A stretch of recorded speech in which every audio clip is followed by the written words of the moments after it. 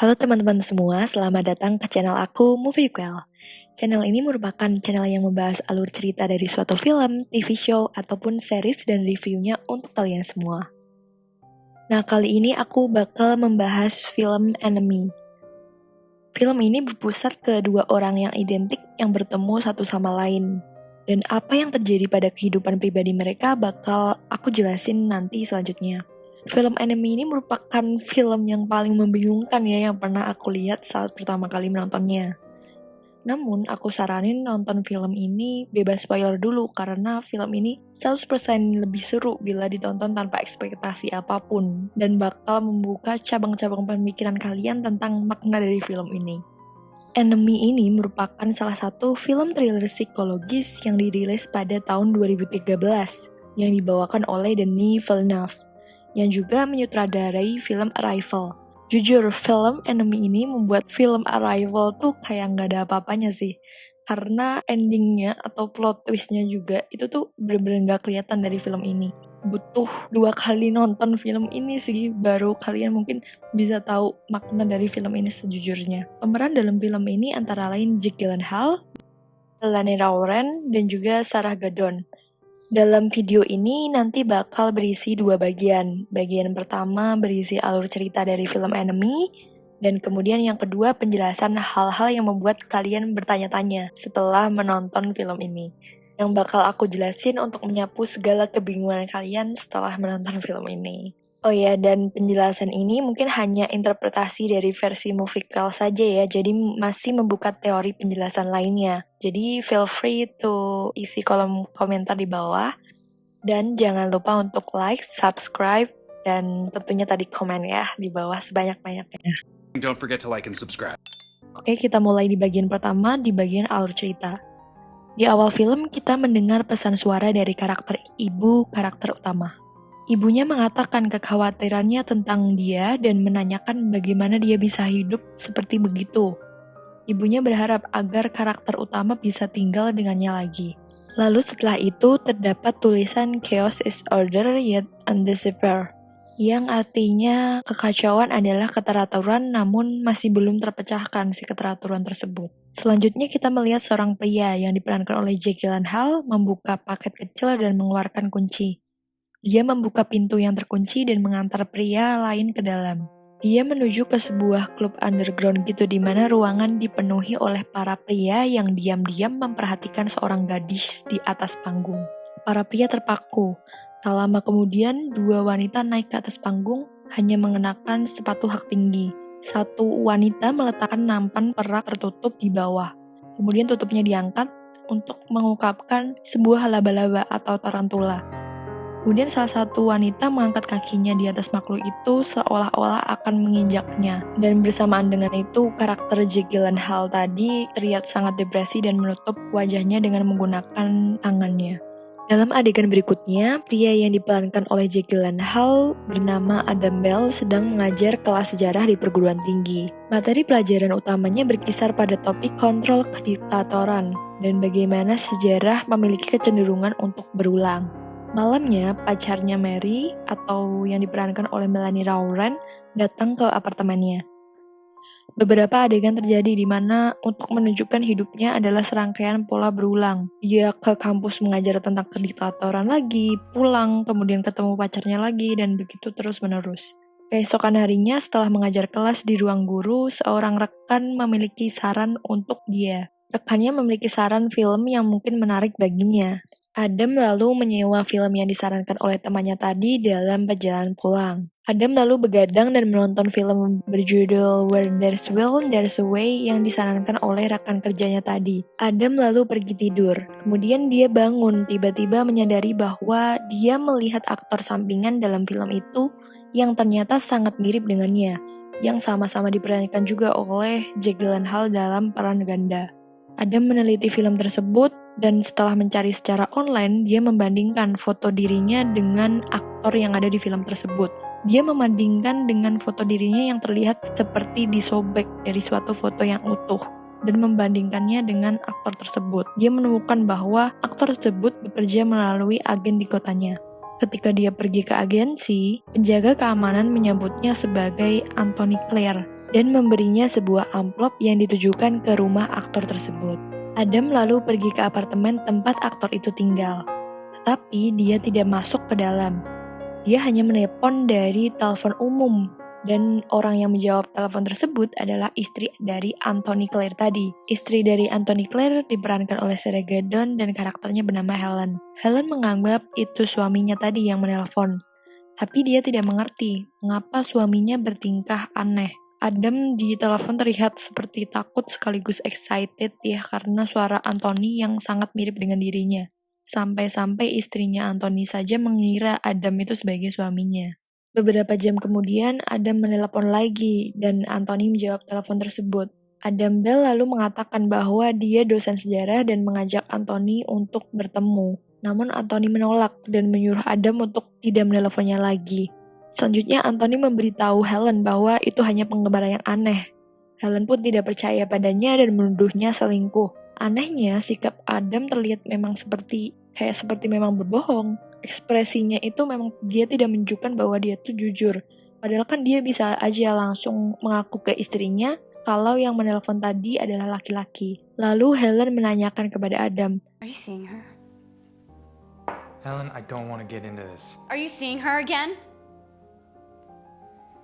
apakah kau menemui dia? Yang dikatakan dengan kata her yang merujuk kepada wanita. Are you seeing her again? Apakah kamu menemuinya lagi? Anthony lalu menjawab bahwa itu laki-laki, namun istrinya tetap tidak percaya dengannya. Lalu malamnya Anthony mencari Adam Bell di situs perguruan tinggi yang Adam katakan. Setelah Anthony pergi tidur, Helen melihat kertas catatan dari suaminya, lalu Helen yang sedang hamil 6 atau 7 bulan mencari Adam Bell di situs perguruan tinggi tersebut juga. Keesokan harinya, Anthony menelepon Adam yang setuju untuk bertemu dengannya di hotel setempat. Beralih ke Helen, yang ternyata dia pergi ke kampus berharap untuk menemukan Adam Bell tadi. Dan dia terkejut bahwa Adam Bell ini sangat identik dengan Anthony. Ketika Helen bertemu dengannya, dia tidak menunjukkan pengakuan tentang siapa dia. Adam lalu mengajak berbicara Helen dan menanyakan tentang kandungannya sudah berapa bulan. Lalu Helen menjawab sudah 6 bulan. Ketika Adam beranjak pergi, Helen lalu langsung menelepon Anthony, dan telepon terus berdering sampai Adam hilang dari pandangan Helen. Sampai seketika ketika Adam sudah menghilang dari pandangan Helen, Anthony menjawab telepon tersebut. Helen lalu pulang ke apartemennya, dan dia sangat bingung. Anthony lalu pulang ke rumah dan terlihat ngos-ngosan kayak habis berlari. Anthony lalu menanyakan ke Helen tentang blueberry kesukaannya, yaitu blueberry organik, bukan blueberry yang biasa. Helen lalu memberitahu Anthony bahwa dia pergi menemui pria di telepon di tempat kerjanya. Dia mengatakan bahwa dia bahkan memiliki suara Anthony dan terlihat sama persis dengan Anthony. Lalu Helen bertanya kepada Anthony, apa yang terjadi? Lalu Anthony menjawab, aku tidak paham apa yang kau bicarakan. Kemudian Helen mengatakan dengan nada sedih, aku pikir kamu tahu. Aku pikir kamu tahu. Kemudian scene sekilas berganti ke metafor klub underground di awal film tadi, tempat di mana karakter utama pergi. Lalu scene berpindah ke Adam yang pergi menuju hotel yang disebutkan oleh Anthony.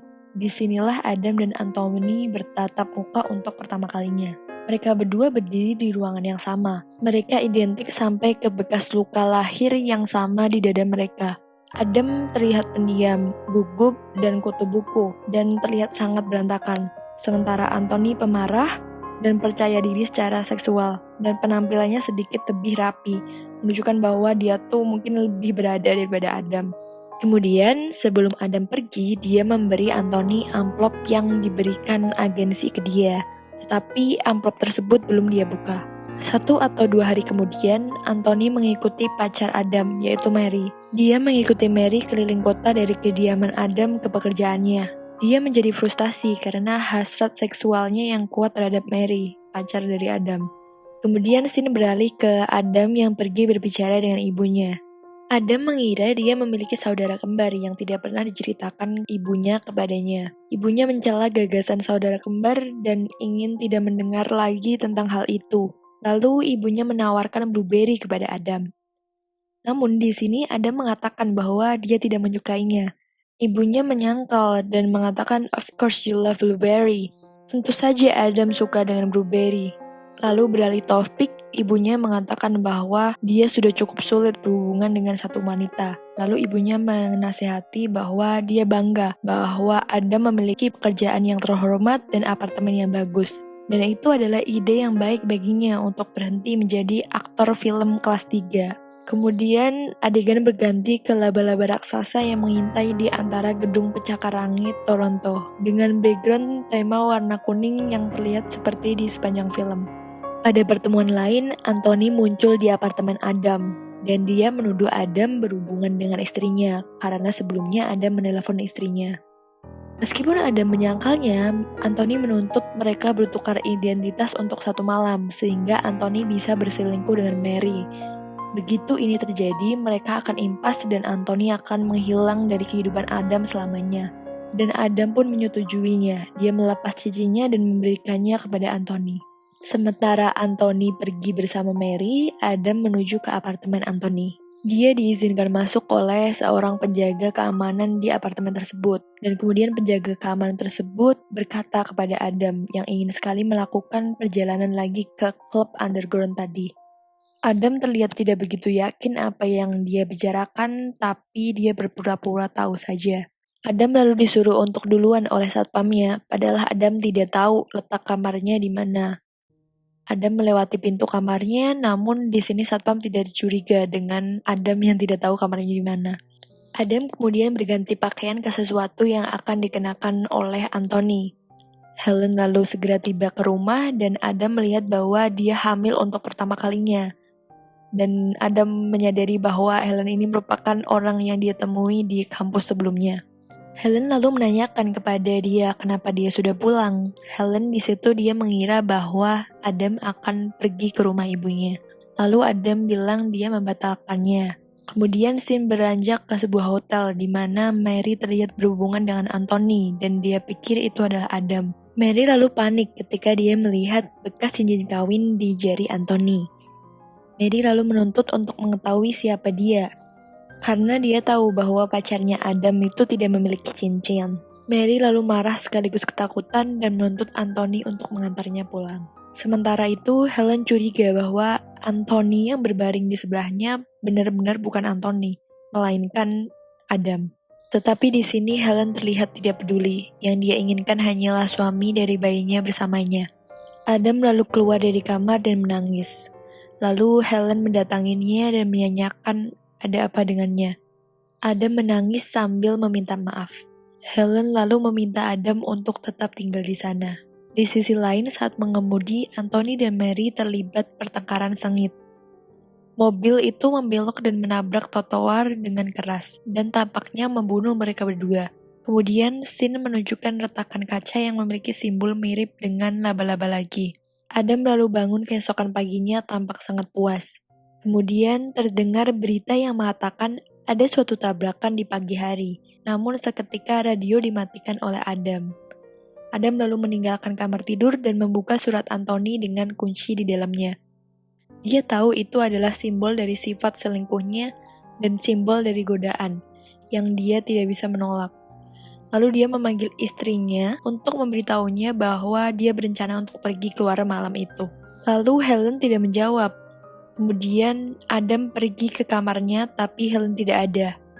Kemudian terlihat scene di mana terdapat tarantula seukuran kamar raksasa yang meringkuk di dinding belakang. Adam dengan tampak pasrah mendesah. Kemudian film diakhiri dengan bidikan ekspresi Adam. Yang menariknya di sini, ekspresi Adam bukanlah ekspresi seseorang yang terlihat ketakutan, melainkan seseorang yang tahu bahwa dia harus menerima kenyataan dia tidak lagi bebas untuk menyerah pada godaan. Kemudian kredit ditutup dengan cakrawala pusat kota Toronto dan daerah sekitarnya. Nah, itu dia alur cerita dari kisah Enemy.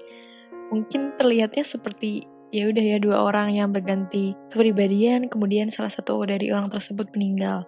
Namun di sini aku ada interpretasi dari film ini dan menunjukkan apa sih peran laba-laba pada film Enemy ini. Oke teman-teman, karena kelihatannya video ini udah terlalu panjang dan mungkin video bagian 2 analisis aku juga bakal lumayan panjang, jadi aku cut sampai sini dulu ya. Dan jangan lupa nonton video bagian 2 analisis film Enemy di channel ini juga, di Movie Quell. Oke, kalau gitu aku pamit undur diri dulu. Jangan lupa like dan subscribe, dan jangan lupa komen di bawah ya guys mengenai teori kalian tentang film ini. See you on the next video guys. Bye-bye.